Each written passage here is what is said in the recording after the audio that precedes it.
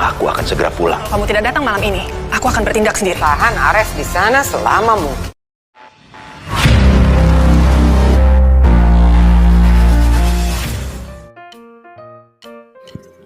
Karena khawatir dinasti Cassarius akan segera hancur dan bayangan menakutkan mereka akan hidup dalam kemiskinan, maka Devon si bungsu Cassarius yang sebelumnya diam-diam mendengarkan pembicaraan antara Tante Cassandra dan Om Ares via telepon memutuskan untuk lapor ke Oma Dominic.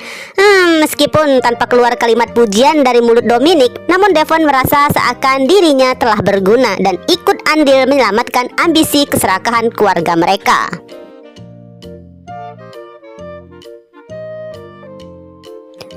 Pastinya dong, si biang licik Dominic langsung membuat rencana dadakan yang siapapun gak boleh membantah kehendaknya, yaitu dengan segera memerintahkan pada Valerian untuk berangkat ke Singapura siang itu juga. Bukan hanya Valerian ditugaskan untuk menghalangi rencana kepulangan Ares ke Indonesia, malahan Valerian harus mengajak Ares melakukan perjalanan bisnis lanjutan yang lebih jauh lagi, yaitu Korea Selatan.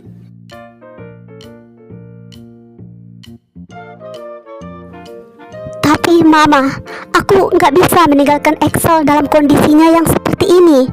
Raut wajah Valerian begitu cemas dan penuh permohonan agar semoga aja gitu ya, Mama tua yang kejam itu akan merubah keputusannya.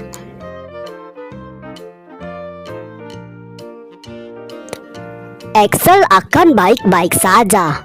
Dokter keluarga kita lebih kompeten daripada kepanikan kamu. Nah guys, inilah jawaban yang Valerian terima dari si mama tua.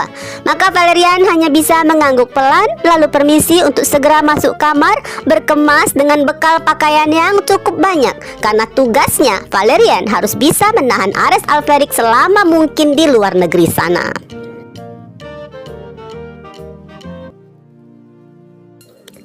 Sebenarnya Valerian sangat cemas guys pada keselamatan putra keduanya, karena Val tahu betapa kejam si mama tua dan betapa keras pula sikap Axel yang emang selalu membangkang. Namun saat ini Valerian hanya bisa pasrah. Sementara bagi Dominic, ini adalah langkah bagaikan menembak dua burung dalam satu bidikan. Kepergian Valerian akan mempermudah rencana si nenek tua untuk bagaimana memutuskan nasib Axel yang saat ini sih masih terbaring di ranjangnya.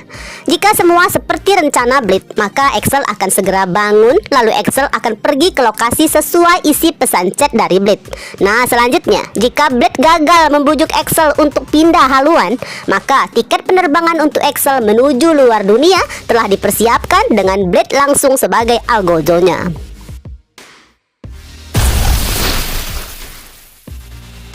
Apa? Korea? Siapa yang menyiapkan ini semua, Ares? Kamu atau mereka?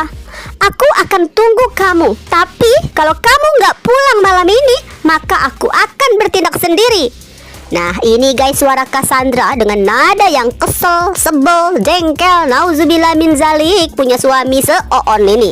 Nama belakang gak salah-salah ya, menyandang nama besar keluarga Alferic, tapi kelakuan Ares kayak jangkrik.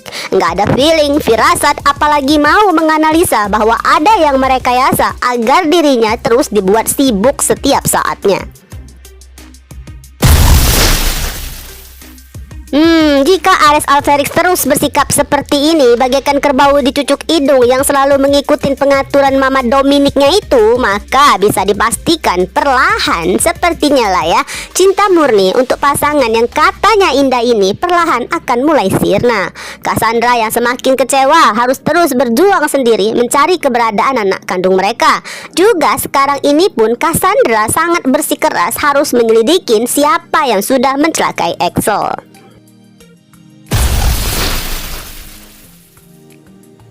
Di waktu yang sama, di lain tempat, siang menjelang sore itu terasa cerah dan indah bagi Arya Mohan Alferic. Karena bersamanya selalu ada baby girlnya yang memberikan kabar baik bahwa kata kakaknya Raisa siap membantu mencarikan mereka pekerjaan sebagai model lagi. Raisa pun sangat teliti dengan penampilan Mohan. Raisa mengingatkan sudah waktunya Mohan ke salon potong rambut. Kemudian Raisa pun akan menjadi inspirasi menemani Mohan menulis lirik lagu untuk band Sick Play.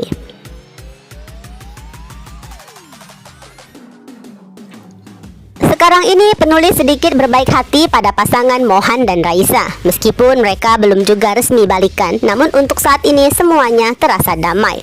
Apalagi Pak Denny Taria sudah memberikan restunya untuk mereka. Oke guys, mari lanjut ke sesi prediksi. Sore mulai memudar. Cahaya matahari telah berganti dengan gelapnya malam. Arya Mohan Alferik dan Raisa Terias bersiap menghadiri acara launching Zona Bakat. Sementara Ares Alferik gak bisa menepati janji pada istrinya untuk pulang ke Indonesia malam itu.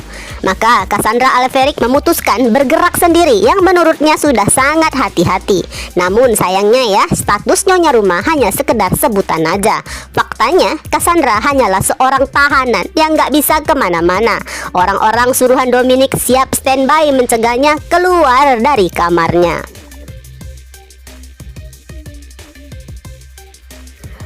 Sementara Axel, si anak pengganti yang telah disayang bagaikan anak kandung sendiri, telah mulai siuman dan Axel mengira harus segera menyelamatkan Blade. Tanpa adanya penjagaan Mama Valerian dan Tante Cassandra, maka Axel segera bangkit untuk masuk ke dalam jebakan intrik licik si gadis eksekutor hamba setianya Dominic.